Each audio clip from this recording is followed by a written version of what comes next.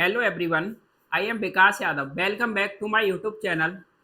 आज बच्चों हमने द हिंदू न्यूज़पेपर का फर्स्ट एडिटोरियल लिया है, जो बड़ा ही प्यारा सा आर्टिकल है, जो लिखा है रूल एंड एक्सेप्शन कि किसी भी जैसे अभी दिल्ली में जो कौन है उप मुख्यमंत्री यानी मनीष सिसोदिया जी है और अरविंद केजरीवाल है, तो इनको है ना जमानत यानी बेल नहीं दी गई है। या तो इस पे बात हो रही है कि अगर कोई केस किस तरह से लंबा खिंचता है या जिस पर आशंका है कि ये बहुत ज़्यादा लंबा जाएगा, तो वहाँ पर क्या है, बेल दी जानी चाहिए।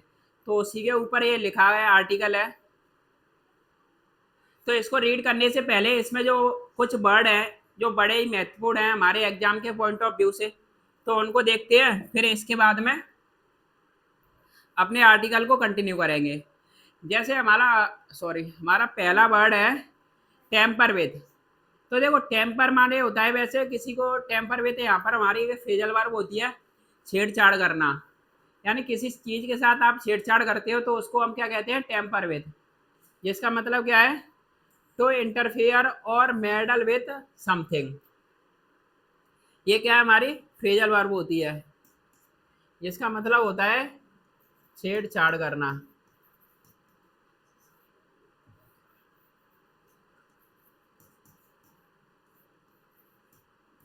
अब किसी चीज के साथ आपने छेड़छाड़ कर दी तो उसको क्या कहेंगे, टेम्पर विथ। एक वर्ड और होता है इसका, मैनिपुलेट। मैनिपुलेट। और देखो देखो प्रोटेक्टेड। जो चीज बड़ी प्रोटेक्टेड है, बड़ी लंबी खिंची हुई है, उसको हम कहते हैं प्रोटेक्टेड है, प्रोलॉन्ग्ड है। पार्ट ऑफ स्पीच क्या है हमारा, ये एडजेक्टिव है, जिसका मतलब होता है बड़ी लास्टिंग है, फॉर अ लॉन्ग टाइम। दीर्घकालिक, lasting for a long time, इसको कहते हैं हम दीर्घकालिक, यानी बड़े ही लंबे समय से है, दीर्घकालिक। या प्रोलॉन्ग्ड, इसका सिनोनियम हो जाएगा, क्या हो जाएगा, प्रोलॉन्ग्ड, PROLONGED।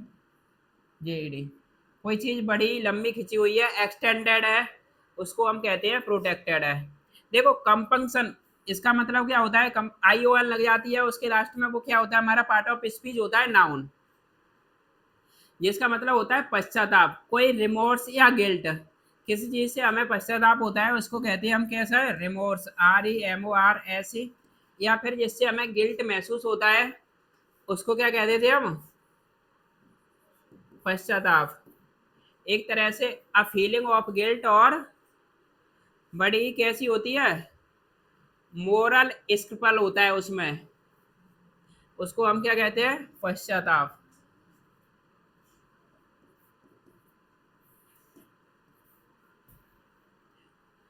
फोर ग्राउंड, देखो फोर फोर मतलब आपके सामने, और ग्राउंड का मतलब होती है जमीन। तो कोई किसी चीज का यानी नज़ारा, क्या पार्ट ऑफ अ व्यू, जो बड़ा ही नियरेस्ट है, जिसको ऑब्जर्व करने वाला जो व्यक्ति है उसको ऑब्जर्व कर पा रहा है, वो बड़ा ही नियरेस्ट है, उसको कहते हैं फोरग्राउंड। यानी जो पहले से ही सामने से ही है, बिल्कुल फॉर फ्रंट है। एक तरह से हिंदी में बोला जाए तो क्या है, अग्रम भूमि। ये क्या है हमारा पार्ट ऑफ स्पीच, ये भी नाउन है। फॉर फ्रंट क्या होता है, फॉर फ्रंट, या हिंदी में अग्रम, अग्रभूमि जो होती है उसको कहते हैं for front, sorry for ground. देखो रिगरस, रिगरस क्या है हमारा, रिगरस होती है जो बड़ी कठोरता होती है, उसको कहते हैं रिगरस। पार्ट ऑफ स्पीच क्या है हमारा, नाउन है। हार्शनेस, जिसमें बहुत ज़्यादा हार्शनेस है, सीवियरिटी है, उसको क्या कहते हैं हम, रिगरस है। पार्ट ऑफ स्पीच क्या है, ये नाउन है। बड़ा कड़ा है, हार्श, हार्शनेस या सीवियरिटी, SEVERITY, सीवियरिटी यानी कठोरता।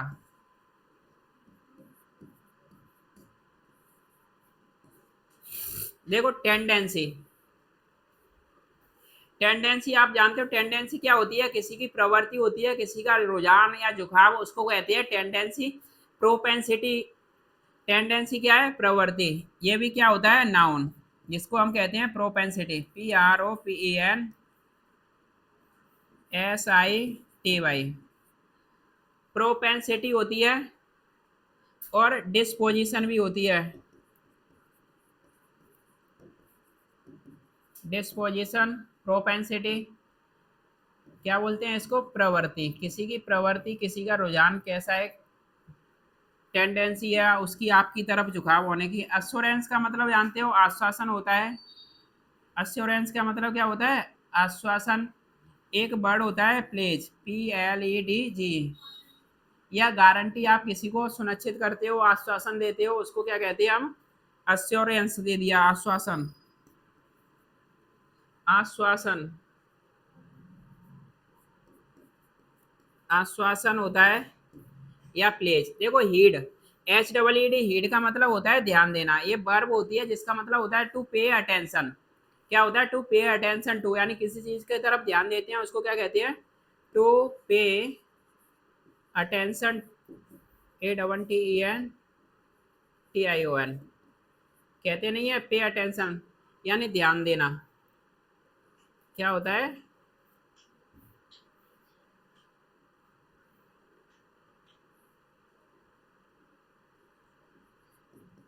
ध्यान देना, पे अटेंशन, ध्यान देना। देखो कमेंसमेंट, कमेंसमेंट होता है किसी की शुरुआत करना। किसी चीज की शुरुआत होती है, बिगिनिंग और स्टार्ट, उसको कहते हैं कमेंसमेंट, शुरुआत।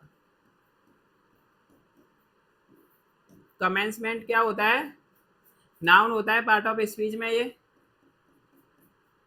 एट्रीब्यूटेबल, एट्रीब्यूटेबल का मतलब होता है जो रिगार्डेड है एज के रूप में, एक बीइंग कॉज्ड बाई, यानी जो किसी के संदर्भ में होना या किसी को संदर्भित, उसको क्या कहते हैं हम? एट्रीब्यूटेबल है, संदर्भित।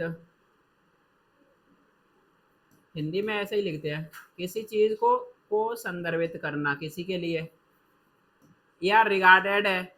देखो फ्लाइट, रिस्क और प्ले सेफ और पेव द वे, ये हमारी तीनों क्या हैं? ईडियम्स हैं। क्या है? तीनों ईडियम्स हैं, जिसका मतलब क्या होता है? फ्लाइट रिस्क का मतलब होता है जैसे किसी का, फ्लाइट का आप जानते हो, फ्लाइट क्या होता है? जहाज होता है। तो किसी के भागने का या फरार होने का जो डर होता है उसको कहते हैं फ्लाइट रिस्क। और खास करके कहाँ से? जो कार्रवाई से या कोर्ट से भागता है, रेफर टू द लाइकलीहुड, यानी जिक्र करना एक लाइकलीहुड, संभावना एक व्यक्ति की हो फ्लेइंग यानी भागने की, और अवॉइड करने की, कहाँ से? प्रोसिक्यूशन से और कोर्ट की कार्रवाई से, उसको कहते हैं फ्लाइट रिस्क। अगला है प्ले सेफ। देखो प्ले करना, खेलना, और सेफ मतलब सुरक्षित। तो कैसे खेलना? एक बड़े ही कॉशियस और बिल्कुल रिस्क फ्री मैनर में जो खेलते हैं उसको कहते हैं बड़ा सुरक्षित, यानी एक्ट, कार्य करना एक कॉशियस और रिस्क फ्री मैनर में, और अवॉइड कर देना सारी संभावित जो समस्याओं को, उसको कहते हैं प्ले सेफ। प्ले सेफ का मतलब क्या होता है? Pave the way. देखो पेव द वे, पेव मतलब होता है, वे मतलब रास्ता। तो पेव द वे मतलब होता है जो किसी के लिए, किसी के परिणाम स्वरूप आता है, या किसी के लिए कोई कंडीशन यानी क्रिएट करना। क्या कह रहा है ये? टू क्रिएट करना, पैदा करना एक कंडीशन, एक स्थिति जो क्या करती है? इसको संभावित करती है, मेक इट पॉसिबल, और आसान बनाती है किसी चीज के घटित होने की। किसी चीज के होने की, घटित होने की चीज क्या बनाती है? आसान बनाती है। और क्या करती है? कोई कंडीशन क्रिएट कर देती है जो किसी को क्या हो? पॉसिबल हो, संभावित हो गया, वो उसको आसान कर देगा, उसको कहते हैं पेव द वे। ये कल के आर्टिकल के कुछ इडियम्स आ गए थे यहाँ पर। अब देखो अपना ये हमारा आर्टिकल है, इसको कंटिन्यू करते हैं। तो इसका टाइटल है रूल एंड एक्सेप्शन। तो देखो रूल माने होता है नियम, एक्सेप्शन होते हैं अपवाद। तो कुछ रूल है और कुछ अपवाद भी है, कहाँ पर? जो बेल दी जाती है उसमें। तो क्या है उसके बेल के नियम और कौन से अपवाद है, तो ये उस पर बात कर रहा है। और एक रिमाइंडर है। रिमाइंडर आप जानते हो, रिमाइंडर का मतलब क्या होता है? जैसे आपको कुछ याद नहीं रहता है, आप क्या करते हो? अपने फोन में रिमाइंडर लगा लेते हो। अलार्म भी क्या है? एक रिमाइंडर ही होता है। तो ये बात कर रहा है एक रिमाइंडर की, और कहाँ पर? जो फंडामेंटल्स हैं किसके, बेल लॉ यानी जमानत के कानून के जो मूलभूत यानी जो सिद्धांत होते हैं, तो उन पे ये बात कर रहा है। फंडामेंटल होते हैं हमारे मौलिक, जो मूलभूत सिद्धांत होते हैं उनको कहते हैं फंडामेंटल्स। अब इसका टाइटल पैराग्राफ देखते हैं और पता चलेगा। Courts should ensure free trial without prolonged imprisonment। देखो imprisonment का मतलब क्या होता है, किसी को कहाँ पर रखना, जेल में, कारावास में या कैद में रखना। और प्रोलॉन्ग्ड का मतलब मैंने आपको बता दिया था, कोई चीज बड़ी प्रोटेक्टेड है, लंबी खिंची हुई है, एक्सटेंडेड है, प्रोटेक्टेड है। अब ये कह रहा है जो कोर्ट्स है उनको क्या करना चाहिए, इंश्योर करना यानी सुनिश्चित करना चाहिए क्या, एक फ्री ट्रायल। क्या चीज, क्या बिल्कुल क्या होना चाहिए, फ्री ट्रायल के लिए। और कैसे, बिना एक प्रोटेक्टेड कैद के, इम्प्रिजनमेंट यानी कारावास के।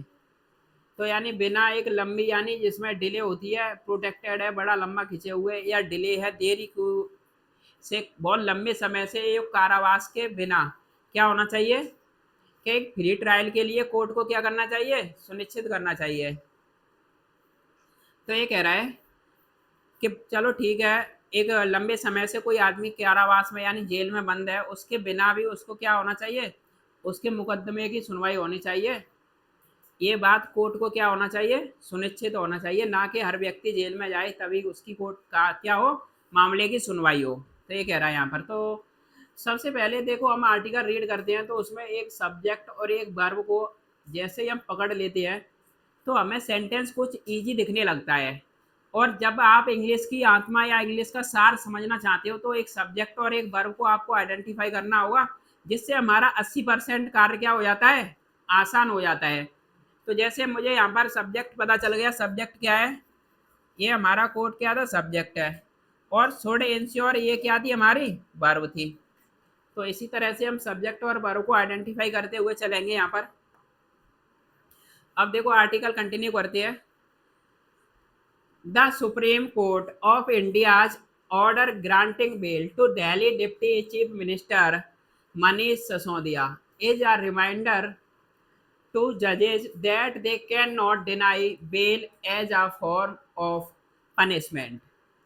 अब ये क्या कह रहा है, सुप्रीम कोर्ट होता है सर्वोच्च न्यायालय। तो भारत के सर्वोच्च न्यायालय का जो आदेश है, क्या आदेश था, क्या ऑर्डर है, ग्रांट करना, यानी ग्रांट का मतलब होता है देना। क्या देना, एक बेल होती है जमानत देना। तो जमानत देना किसको, जो दिल्ली के जो चीफ मिनिस्टर हैं, कौन है, मनीष सिसोदिया। तो सुप्रीम कोर्ट का एक आदेश है, ऑर्डर है कि बेल देनी चाहिए किसको, दिल्ली के जो चीफ मिनिस्टर है मनोज सिसोदिया। तो क्या है ये आदेश, एक रिमाइंडर है किसके लिए, जजों के लिए। तो ये जजों ने क्या है, उनको बेल नहीं दी है, तो सुप्रीम कोर्ट ने आदेश किया है और उनके लिए क्या है, एक रिमाइंडर है जजों के लिए। क्या रिमाइंडर है कि that they can not deny, कि वो मना नहीं कर सकते। डिनाई का मतलब होता है मना करना, किसकी, बेल के लिए, जमानत के लिए।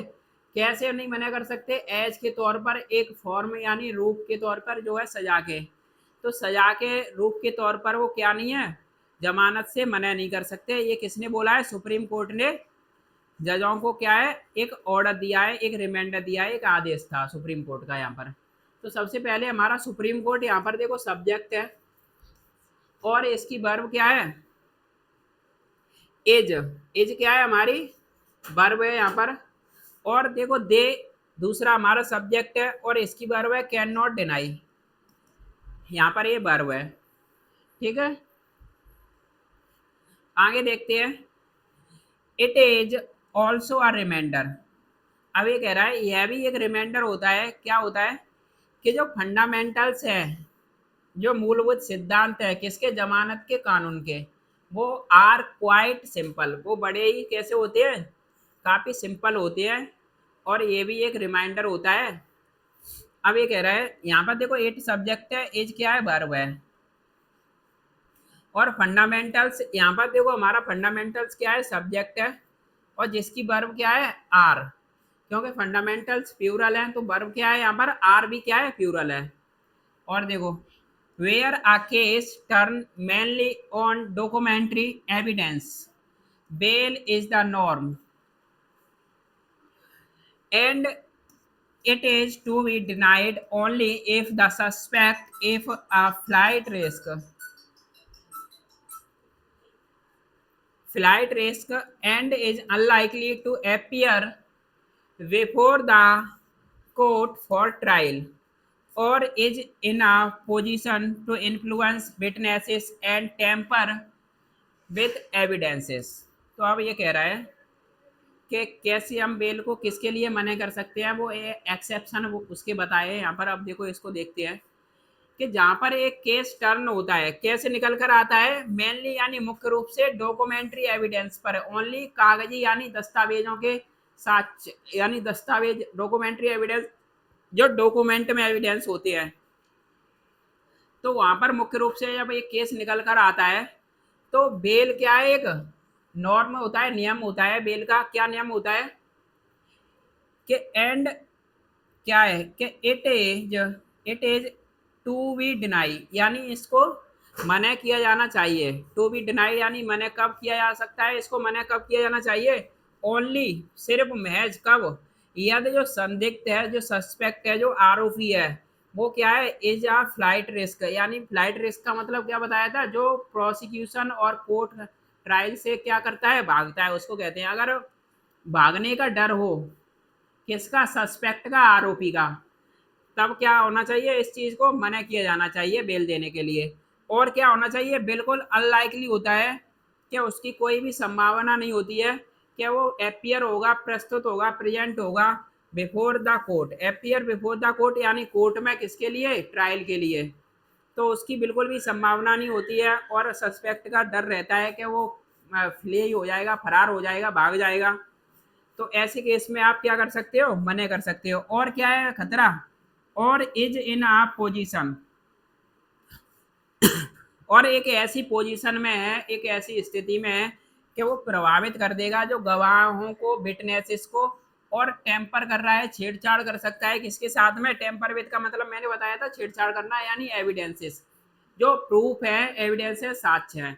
तो ये क्या कह रहा है कि आप उस केस में मना कर सकते हो बेल देने की, उस केस में मना किया जाना चाहिए जब आरोपी एक तो फरार होने की कगार पर है, या फिर वो क्या कर रहा है, कोर्ट में प्रस्तुत नहीं हो रहा है, जज के सामने प्रेजेंट नहीं हो रहा है, कोर्ट में नहीं आ रहा है ट्रायल के लिए, या फिर वो प्रभावित कर रहा है गवाहों को और छेड़छाड़ कर रहा है किसके साथ में, एविडेंसेस के साथ में। तो आप क्या कर सकते हो कि उसको मना किया जाना चाहिए किसके लिए, बेल के लिए।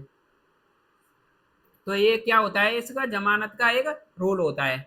अब देखो यहाँ से, the possibility of trial not beginning any time soon और that it may be protracted one is also a circumstances warranting grant of bail. अब देखो इसका मतलब क्या है कि जो संभावना है किसकी, एक ट्रायल की, एक मुकदमे की, क्या होती है, क्या वो नहीं है बिगिनिंग यानी शुरुआत, एनी टाइम यानी किसी भी समय, जल्दी से, यानी कोई मुकदमा है वो जल्दी से नहीं चल रहा है बहुत, यानी उसकी संभावना ही नहीं है कि वो जल्दी से क्या होगा, जल्दी से उस मुकदमे की सुनवाई होगी या फिर आएगा।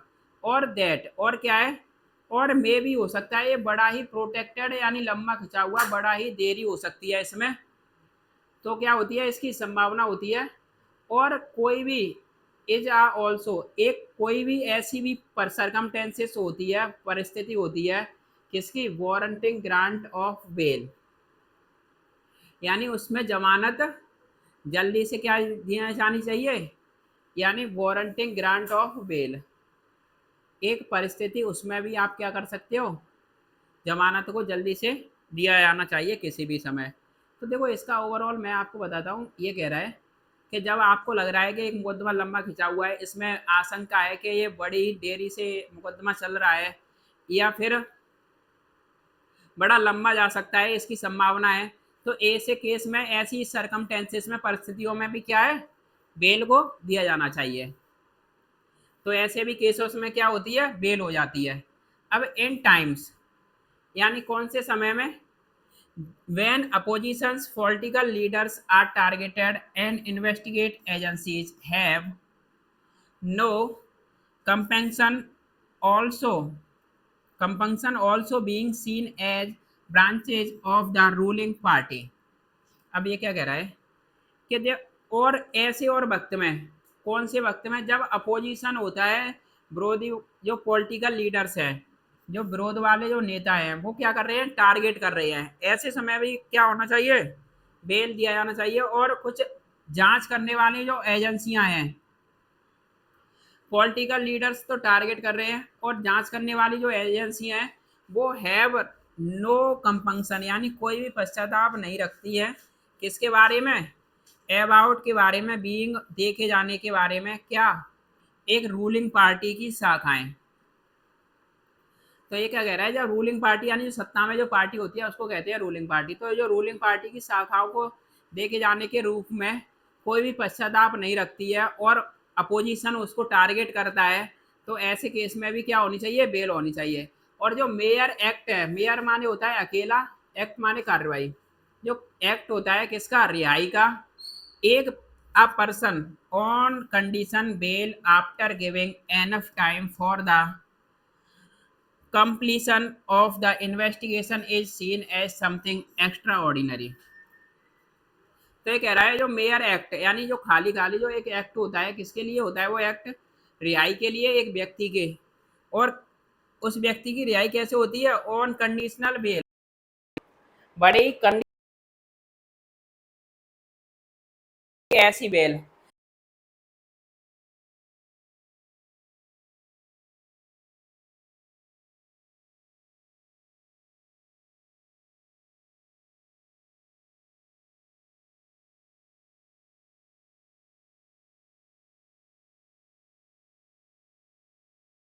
उसके